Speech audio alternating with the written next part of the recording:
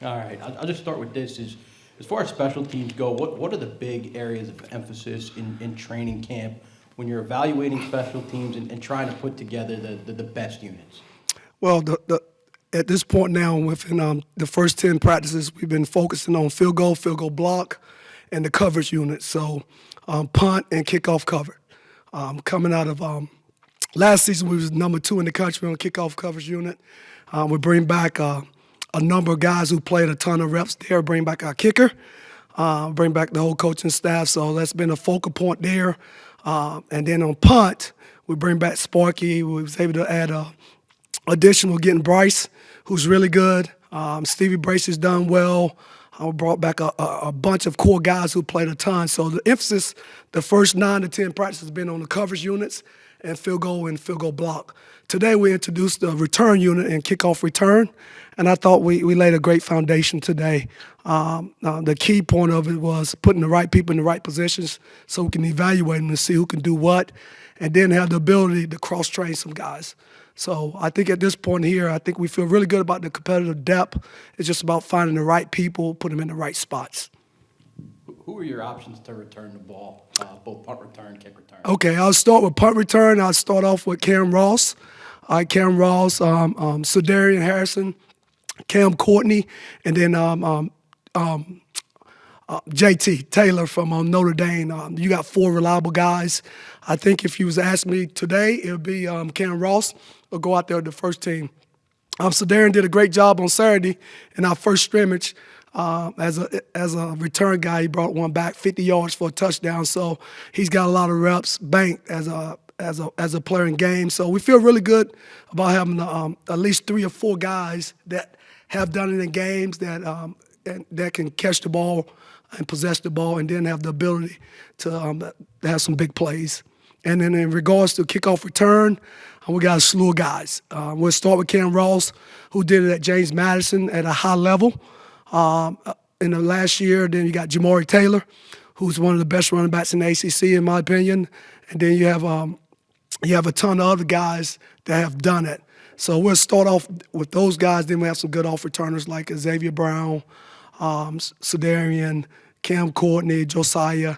So I would think if you'd ask me today, the primary return or the kick return, it'd go Cam Ross, Jamari Taylor, and then from that point on, we'll try to find out if someone else can do it.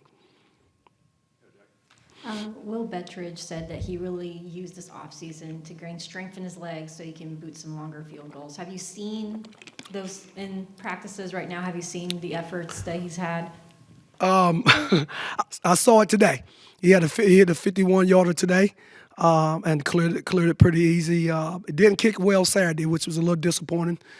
The first time going out, we had 6 live kicks, had a couple, had some bad snaps, had some low kicks. We had 2 of them blocked. So he responded well today. He came back and came back true to form. So I think Will's is got the capability of being one of the top kickers in the ACC. We got some kids that are pushing him. So the competition is starting to heat up, but he's doing well at this point. And I know you've always said that having veterans and having that competitive depth is going to help you on special teams. Have you seen that now coming into the fall camp and how that's kind of changed the dynamics a little bit of pushing that competition? Absolutely. Just going back to Will served as the kickoff guy on Saturday, kicked it 5 yards deep on the kickoff, touchback. So he's got the ability to free up Sparky from just to solely be a punter if we need to, and so he's got some versatility. And then we got Jorge, who's a freshman who's got a big leg. So we feel really good there. We're just trying to solidify 2 deep at that position. So the competition's been pretty good, pretty healthy at this point. You talk about Sparky. What kind of advantage? I mean, this is his umpteenth year in the program, but what kind of advantage does it give you to have a guy that reliable back there? It's a true advantage. He's probably one of the best athletes on the team. One of the best athletes. He can run. I bet he probably runs sub 4.5. He's athletic. He's got a big leg. So he's as talented as any kicker in the country. It's just about us protecting him in the aspect of punting, and then the ability to free him up if we need to, so he can really excel at punting. Right now we got him cross-trained, doing the kickoff and punting. So we're trying to see if we can free him up solely to be a kickoff guy, because he could be a weapon. Talking about the field position, he can flip the field. I mean, we can kick it from the -5 and he can flip it, all the way to the plus 35 on the far end. So he's got that kind of ability. And then, when you start talking about someone being athletic, it opens up for the fakes.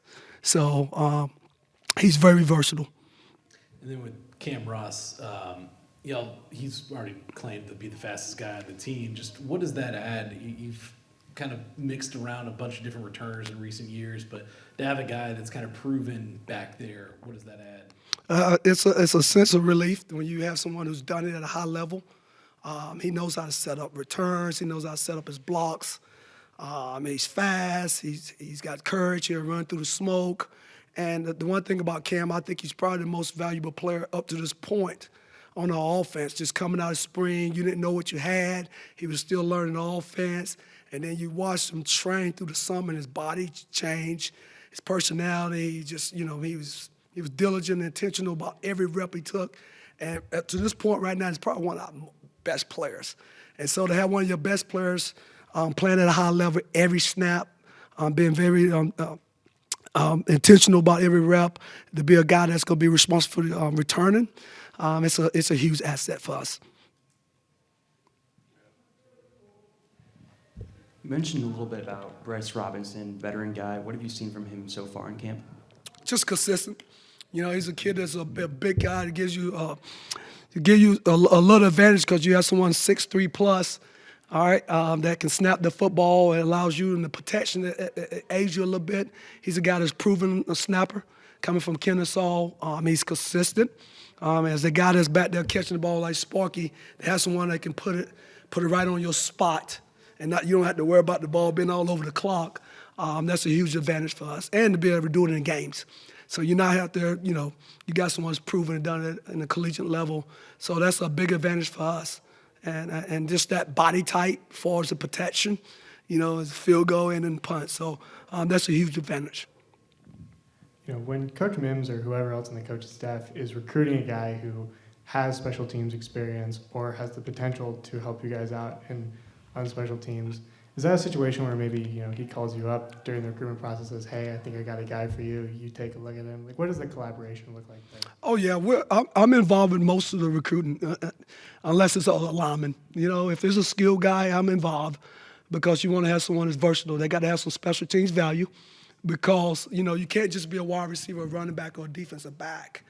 We like to get someone that's versatile, can return kicks, that can play in the kicking game, that can tackle, that can run. So the more you can find guys that are versatile, the better you can be. And, you look at a Cam Courtney, who won a state championship here. He played both sides of the ball, played running back, played wide receiver, played defensive back. So naturally, that's a kid that can play on all three units. You get a guy like J.T. Taylor. He's a core guy, Marcellus. So anytime you can find someone that's versatile, that can play on both sides of the ball, who has some experience, that just adds their value. And we'd all collaborate together about finding out who can do what to give us the best chance. And sometimes you say no to a recruit because, hey, he don't play both sides of the ball, or you don't see him tackle, or he does do it and he don't do it at a high level. So, yes. You just mentioned Cam Courtney. I remember last year you said when he was a freshman, still learning, that we just got to give him the ball because he had so much talent. Now he's had 1 year under his belt. What have you seen changed, and what do you still want to see from him? I think the first thing, he's matured. I think when he first got here, he was swimming, and our offensive system, it's a lot of motion, a lot of moving parts, and he was just trying to figure out, what do I do? I think now you see the maturity. He understands the whole concept. And before, he tweaked his hamstring a couple of days ago, but prior to that, he was a little bit more consistent. I thought he was running with the ones. You knew he had ability. It's just more the maturity part of the mental aspect of it, and him coming to work every day and showing it, not, peaks and valleys. He was more consistent, and he's done a good job now. You can see the maturity, and he's competitive. He's talented. It's about being consistent, and you've seen that this fall. Yeah, the kickoff coverage unit. What worked so well last year for you guys, and What have you seen this camp as perhaps a continuation of how you guys defended kickoffs last year? Defending it, first thing it starts with Sparky. It starts with having a great kicker. If you look back the previous 2 years, we were so inconsistent for his ball placement. And then when Sparky took over last year, the first thing you noticed was the consistency of the kicks. There was a ton of touchbacks, and just the culture. I thought, Coach Adams came in, and he was a lead coach in that position. We did a good job as a coaching staff, putting our guys in the best position, but just those guys buying in to the culture, wanting to be the top unit in the country. And like the floor is 2. The expectation is we're going to be number 1 in all aspects in special teams. So that's the expectations.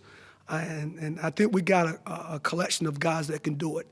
And so I feel really good right now. It's just a matter of those guys putting it all together and us putting the right people in the right spots. So.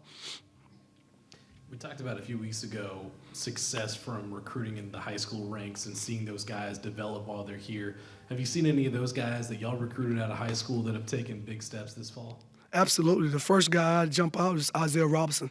If you come out there, you see number 84, a kid right out of Richmond. I was a part of recruiting with Coach Downing and Coach Mims. Had the opportunity to watch him 2 years ago live. And then he had some adversity in high school. I think he got injured. So he didn't play a lot his senior year, but to see him come here, he's like a pro. He take great notes. He come to work every day. He's serious about his business. For a guy to be 18 years old, right out of high school, he's functioning like a second-year player.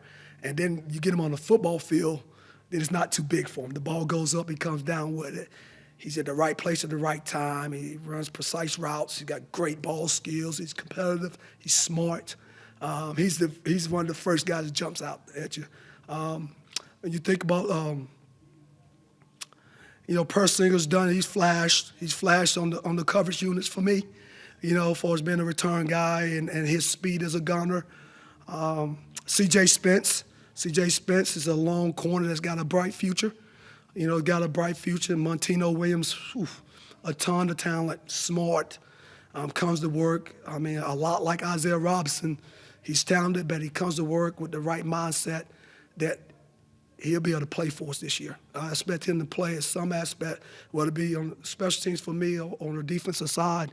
And then Dylan Short is a talented guy who came in December, who's talented. He's just as good as anybody we have in our program. He just got to put it all together. But we got a ton. Zay Davis at running back, a serious, smart kid, reliable, tough. So we got a handful of guys that can play. Old lineman, John Adair, we got some guys. So I've been pleased with our freshmen. I've been very pleased with the freshmen. That have been in the program for a couple of years too. Like, have you seen any of them kind of take the next step in their development? Absolutely. Noah Vaughn.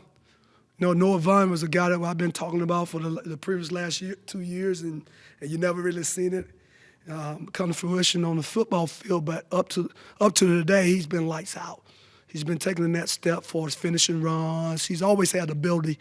It's just the maturity aspect of it, and you start to see that, which is encouraging.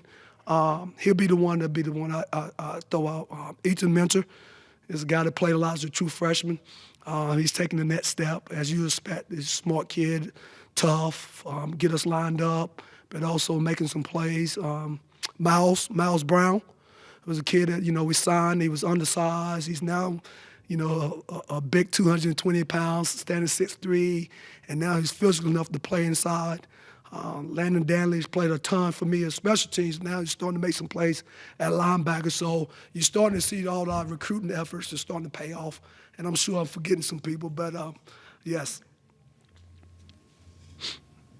Just to ask you one more about Noah. If I remember correctly, he was hurt his last year of high school. He was. Football. Why did you guys stick with him through that injury? I remember him telling me that was a pretty bad injury. Why did you guys stick with him, and were you patient with that in mind over the last couple of years as he's tried to develop and work past that? It was a long process. So we convinced that kid he was going to commit to Coastal Carolina. In the summer, we lost some kids, and we called, begged, and pleaded, say, hey, just come to camp. And he came to camp and did good, and we extended the offer the following day. And then he eventually committed. And when they commit to us, whether you get hurt tomorrow, the next day, coach said, our word is our bond, so we're going to keep our word. And I was at the game when he broke his leg. I was there at the playoff game when he broke his leg, and obviously I was disappointed. But his parents were a little concerned, just like that question, like, I said, well, he's fine. He's going to be fine. And then he got hurt again in camp. So it's been a long process for him, so it is encouraging to see. I'm happy for him that you're starting to see all the things you saw 3 years ago. And now, because he's always been talented, it's more about the maturity part of it. And some people mature faster or later than others. It took him some time to get adjusted because he was such a good player in high school. And then they had to sit and learn how to play a backup role. And, it just took some time for him. But, at this point now, he's doing a great job. I'm proud of him. Because at one point I wasn't sure he'll make it, to be truthful with you.